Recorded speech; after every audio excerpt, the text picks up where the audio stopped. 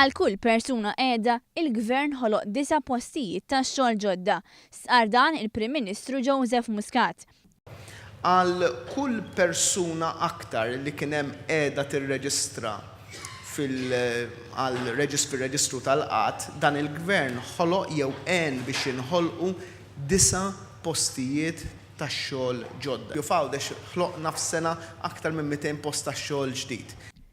Il-Prim Ministru sostna kif ittieħdet azzjoni kontra dawk il-kumpaniji li b'xi mod jew ieħor ppruvaw jabbużaw mill-ħaddiema tagħhom u semma kif se tingħata għajnuna lil dawk il-persuni kollha li jaħdmu b'kuntratti definiti bħal carers kif ukoll cleaners. Għall-ewwel darba wkoll pajjiżna għamel liħ fl-aħħar 3 xhur tas-sena li għaddiet. Il-Prim Ministru qal li dan sar b'mod għaqli u jinsab fiduċjuż li din is-sena d-deficit se jerġa' jinżel taħt 3%.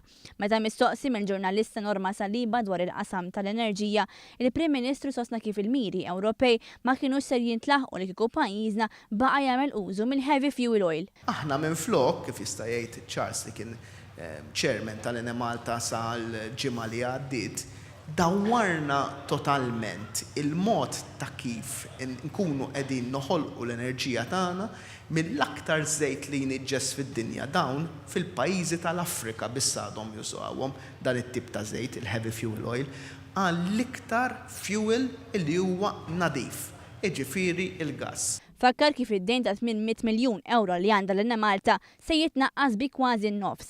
Rigward is-serq mill-smart meters, il-Prim Ministru qal li kull min seraq irid irod lura.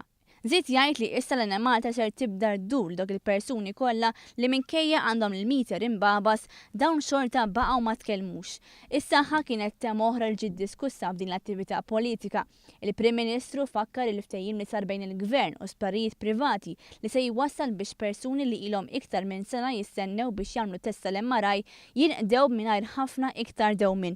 Il-Prim Ministru reġa' semma kemm huwa importanti li n-nies iwasslu l-messaġġ tagħhom permezz tal-vot fl-elezzjoni tal-Parlament Ewropew. L-ebda gvern f'dawn l-elezzjonijiet tal-Parlament Ewropew u Malta qatt ma rebaħ dawn l-elezzjonijiet. U aħna fil-waqt li ngħidu li aħna l-underdog ma jfissirx li aħna qegħdin naqtaw qalbna.